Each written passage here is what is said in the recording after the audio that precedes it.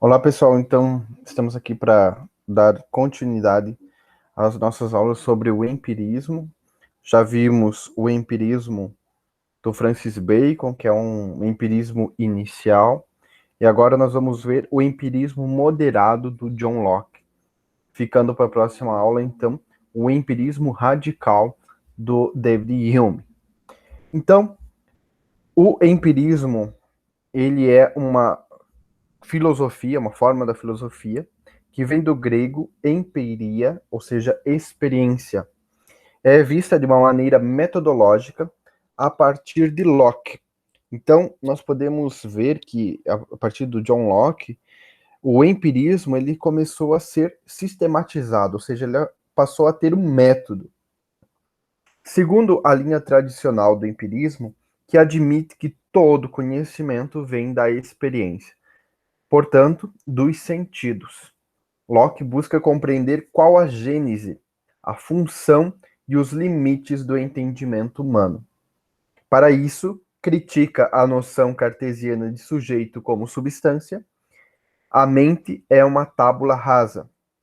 Já diria Aristóteles, que é retomado aqui para evidenciar que nada não existe na mente que não estivesse antes dos nossos sentidos. Peraí, o que isso quer dizer?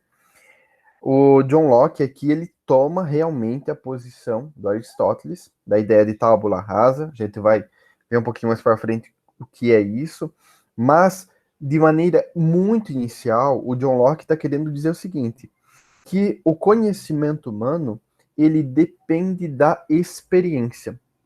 E isso é muito diferente da substância pensante lá, que a gente viu no Descartes, né? Que a substância pensante, ela dava as respostas para tudo, né? O conhecimento estava na mente humana, estava na razão. Já para os empiristas, o conhecimento vai estar sempre na experiência. Eu vou precisar sempre dos meus sentidos para chegar a algum conhecimento. Então aqui nós temos um desenho do que seja uma tábula rasa. Ela era usada na antiguidade, ela é uma espécie de uma tábua lisa, né? Tábula rasa significa uma tábua lisa ou folha em branco. Nós utilizamos folha em branco para a nossa tradução aqui para o Ocidente, mas essa tábua ela tinha uma espécie de uma cera nela, ali, ela é uma cera que está dentro dessas duas tabuinhas, e aí você usa esse instrumento de metal aqui do meio para ir escrevendo nele, como se fosse um caderno. E na medida em que você não quer mais aquilo ali, basta você esquentar a cera e pronto, some o que estava escrito. E pode ser reescrito de novo. É uma espécie de quadro de giz ou quadro branco da antiguidade. Você podia escrever e depois apagar. E aí, de acordo com Locke, a mente do ser humano, ela é igual a essa tábula rasa, ou uma folha em branco, porque ela é desprovida de conteúdos, em que os dados da sensibilidade, os nossos sentidos, quando observamos a realidade, vão imprimindo ali as ideias que podemos conhecer. Então, olha que genialidade do Locke, quando ele pensa isso. Ele diz, olha, essa ideia que o Descartes tinha, de que nós temos conhecimento na nossa mente, isso não é uma ideia válida. A ideia real é o seguinte, nós somos como uma folha em branco e quando nós temos uma experiência na vida, quando nós sentimos ou quando os nossos sentidos olham para alguma coisa, têm alguma experiência, nós gravamos ou escrevemos nessa folha branca que é a nossa mente, aquele conhecimento. Para o filósofo empirista, o saber humano ele é determinado pelas impressões vindas da sensação, não de ideias inatas, como era o caso do Descartes. Então, isso é bem claro. O conhecimento depende da sensação, depende da experiência, para os empiristas. O corpo e mente são uma coisa só.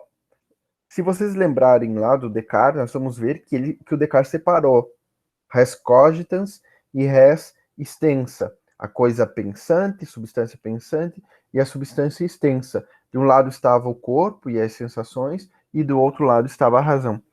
E o Locke ele diz, não, é tudo uma coisa só. Corpo e mente são uma coisa só. Eles não são coisas distintas. Em primeiro lugar, para Locke, a única coisa que pode ser inata, peraí, alguma coisa de inata, que nasce com o ser humano, é a capacidade de depreender, ou seja, abstrair ideias dos fatos singulares e não que as próprias ideias sejam inatas. Então, o ser humano não nasce com algo com ele, que é a capacidade de aprender, mas ele não nasce com aquilo que é aprendido. Ele não nasce com essas ideias. Nessa obra muito fantástica, que é talvez a principal obra de teoria do conhecimento, epistemologia, do Locke, que é Ensaio sobre o Entendimento Humano, o David Hume também vai fazer uma obra com esse nome. O Locke faz uma espécie de um mapeamento de como a nossa mente, como acontece na nossa mente as ideias, como elas são produzidas na nossa mente.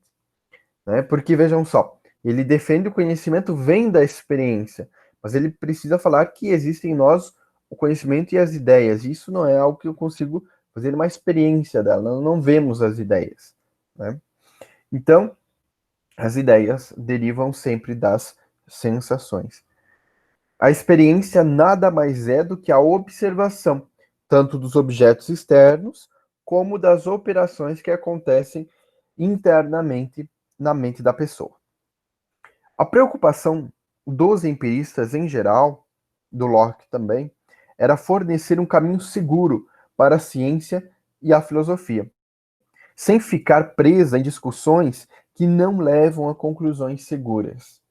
É um pouco já do que o Descartes realmente queria lá com o seu discurso do método. Mas o passo inicial aqui é justamente abandonar a metafísica, coisa que o Descartes não fez. Se nós vermos, o Descartes ele tinha uma metafísica muito forte, ou seja, metafísica é aquilo que está além do mundo do físico, além da experiência e tudo mais. Os assuntos que estão acima daquilo que a ciência pode tomar como objeto e estudar. Então, nós vemos aqui, ó, o que é objeto, o que vem para a mente humana? Aquilo que é passível dos nossos sentidos. A ciência não tem como fazer um estudo de algo que não possa ser tocado, ser visto, ser compreendido como material. Então, aquilo que é metafísico, está além da physis, não tem como ser objeto da ciência.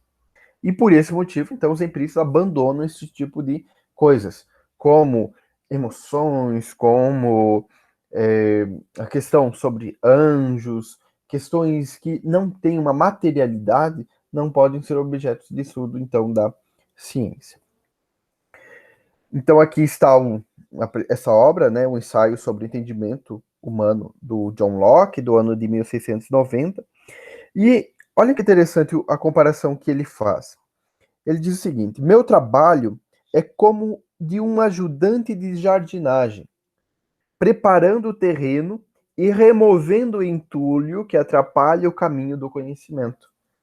Tudo que não agrega ao conhecimento científico deve ser considerado entulho e removido.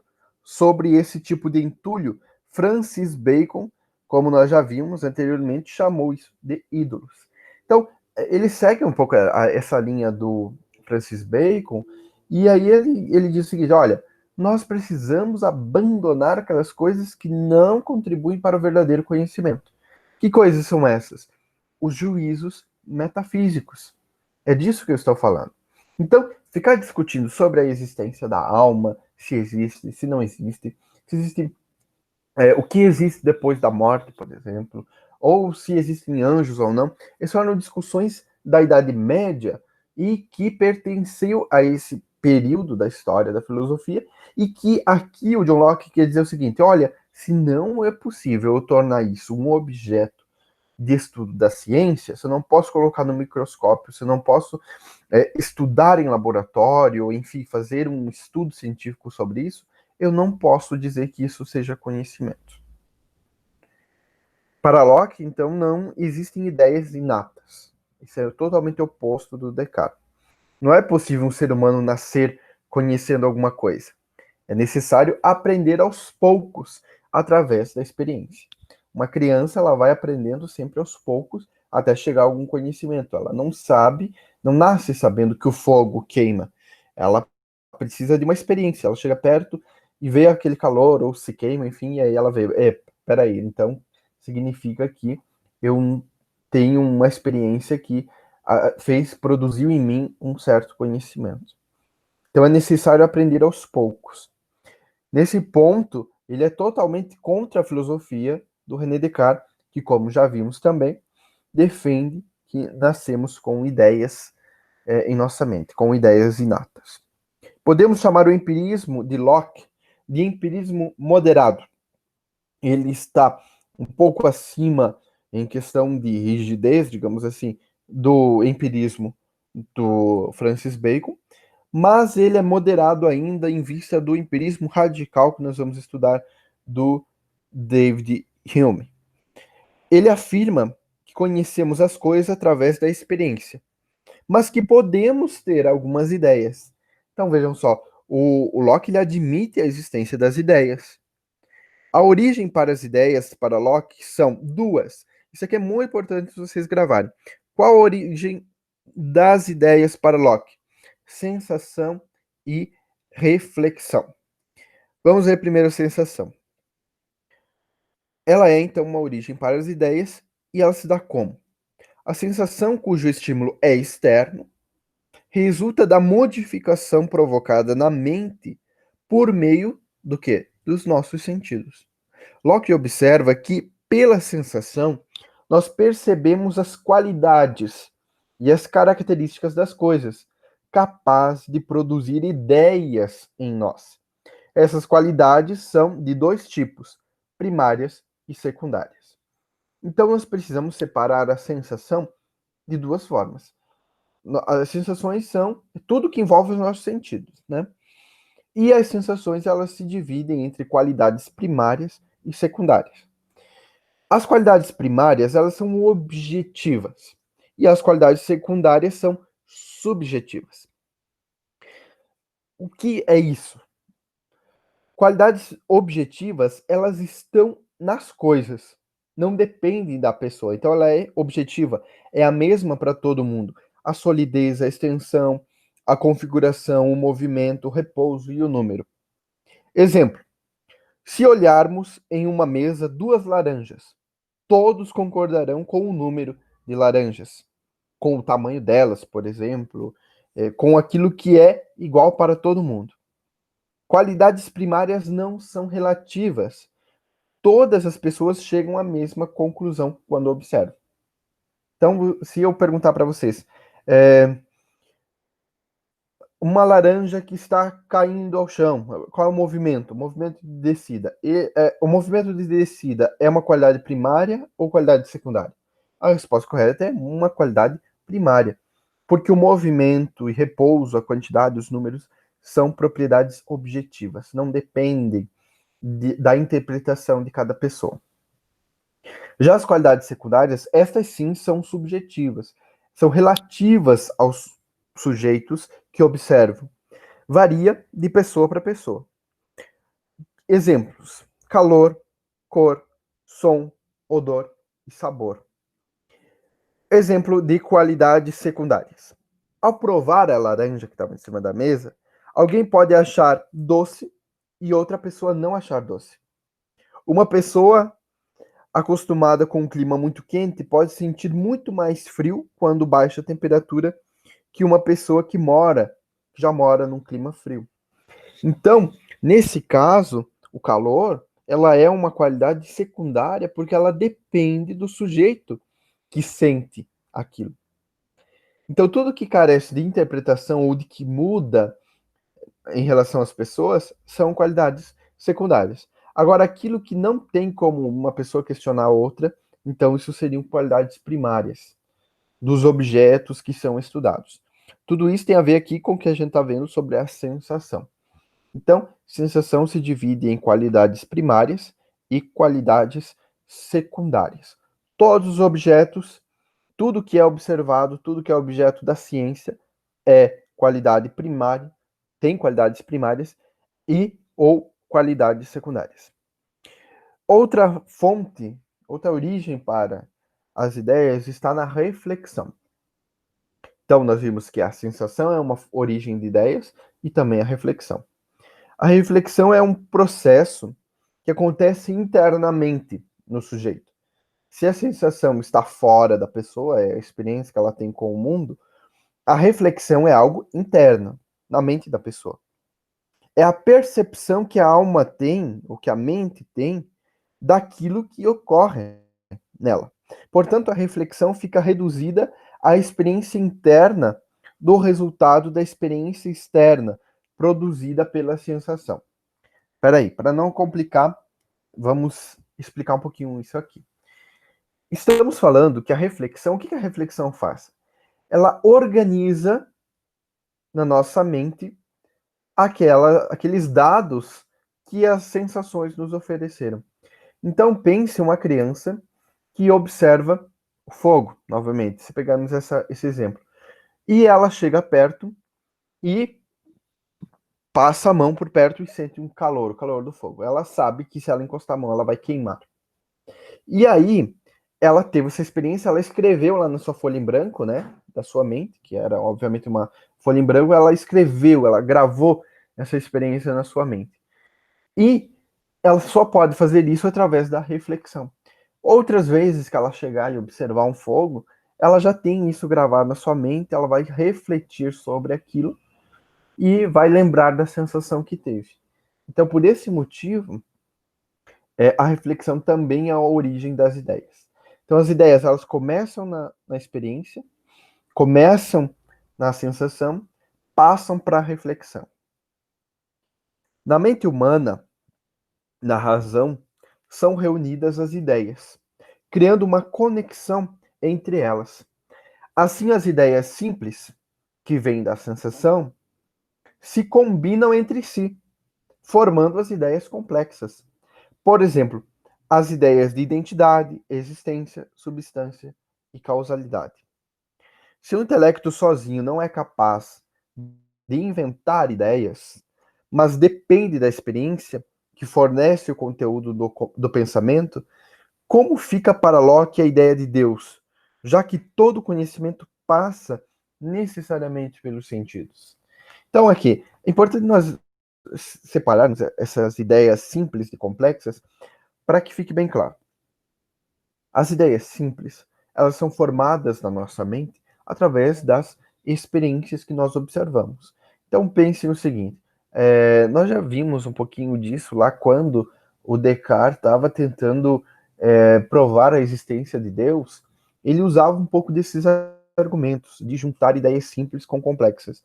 Mas aqui, lembrando que o John Locke, ele não está tentando fazer isso, ele está só mostrando o seguinte, que existem ideias simples, como a ideia que eu olho para o mundo e vejo um peixe, olho para o mundo e vejo uma mulher, e aí são ideias simples, ideia de peixe e de mulher. Mas se eu juntar na minha mente as duas, combinar coisas que eu conheço pela experiência como peixe e mulher, eu posso criar ideias complexas, como é o caso de sereia, que é uma ideia complexa. Por quê? Porque não depende da minha experiência. Então, assim, o Locke está querendo dizer o seguinte, olha, essa história de que existe algo metafísico, não é. Tudo que existe na nossa mente de ideias mais complexas foram criadas por nós mesmos através de ideias simples que nós conhecemos. Mas e como fica, então, a ideia de Deus? Será que o Locke defende ou não defende a existência ou não? Porque Deus não é um objeto que se pode fazer experiência, não se pode colocar em laboratório. Tá? Então, como que ficaria isso se para o Locke todo conhecimento precisa ter a experiência? Então, o Locke vai dizer que acontece por uma certeza intuitiva. Ou seja, você chega a uma conclusão intuitiva, uma certeza de que ele existe de maneira intuitiva. Vejam a resposta que ele dá. Sabemos que o puro nada não produz um ser real como nós.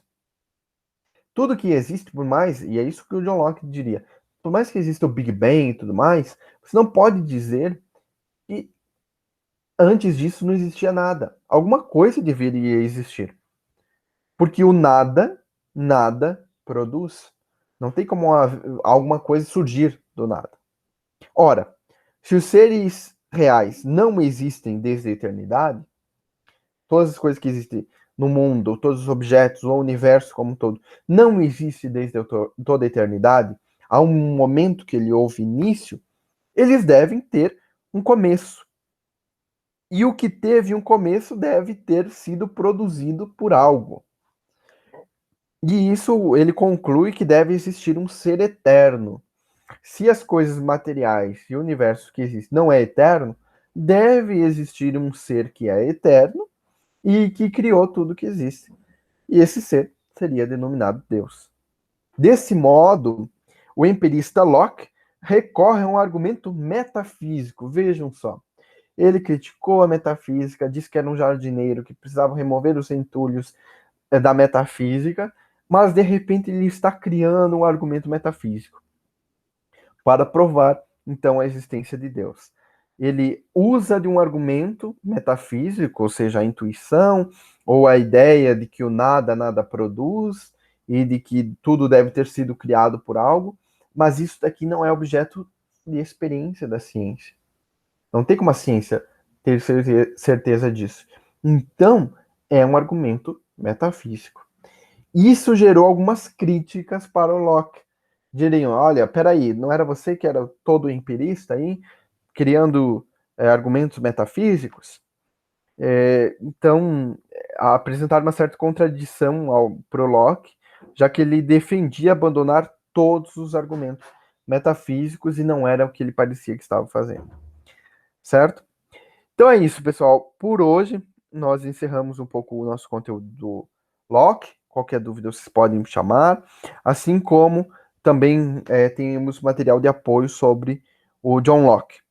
A próxima aula é sobre o David Hume e sobre o seu empirismo radical. Ele vai mais a fundo que o John Locke nessa ideia sobre conhecimento vindo da experiência. Tá certo? Até a próxima.